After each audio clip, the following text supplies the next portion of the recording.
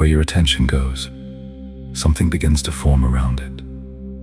Not always instantly, and not always in ways you can immediately trace, but consistently, with a kind of quiet inevitability.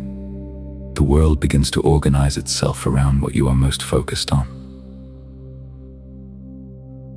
Most people move through their days believing they are simply reacting to reality, responding to what is already out there, fixed and independent of them.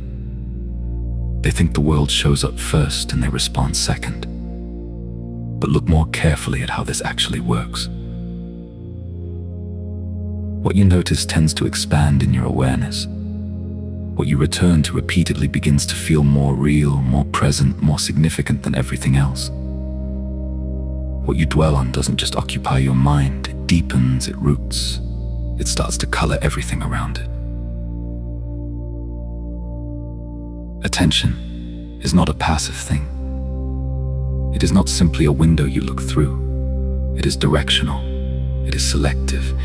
It is constantly choosing out of the vast range of everything that could be seen or felt or experienced in any given moment, which parts of reality get brought forward into clarity and which parts get left in the background. And over time, what gets brought forward begins to feel like the whole picture. It begins to feel like just the way things are. When your attention has been resting on lack for long enough, you don't just think about lack. You start to see evidence of it everywhere you look. When your attention has been living inside problems, the problems don't just feel present. They feel like the entire texture of your life. Not because reality is conspiring against you, but because attention is functioning like a lens, and the lens is narrowing the field to show you only what it has been trained to find. Think about what that actually means. The same world looked at through different attention becomes a genuinely different experience. The same circumstances held inside different focus produce different feelings, different responses, different outcomes over time. This is not optimism. This is not positive thinking as a coping strategy. This is something more structural, something closer to the mechanics of how experience is actually built. And the moment you see this clearly, really see it, not just as an idea, but as something you can catch yourself doing in real time, you are no longer completely inside it. A small but significant gap opens. You are no longer just the person reacting. You become, even briefly, the person who is watching the reaction form. And from that place, something becomes possible that wasn't possible before. You can begin to choose where your attention rests, not forcefully, not through suppression or pretending the difficult things aren't there, but through a gentle and honest redirecting, through asking yourself quietly and without judgment, what am I actually returning to right now? What am I rehearsing internally, again and again, without even noticing I'm doing it? What am I feeding energy to, not in the big dramatic moments, but in the ordinary quiet ones? Because that, whatever that is what grows.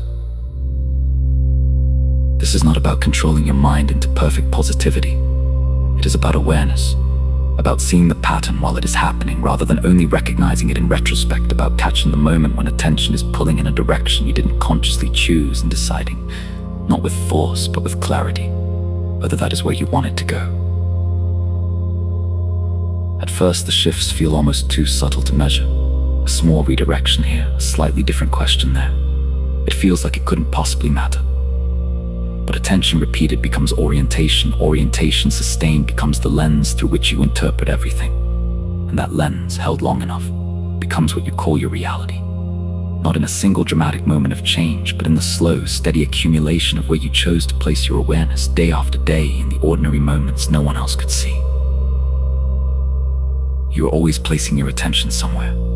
Even now, in this moment, it is resting on something.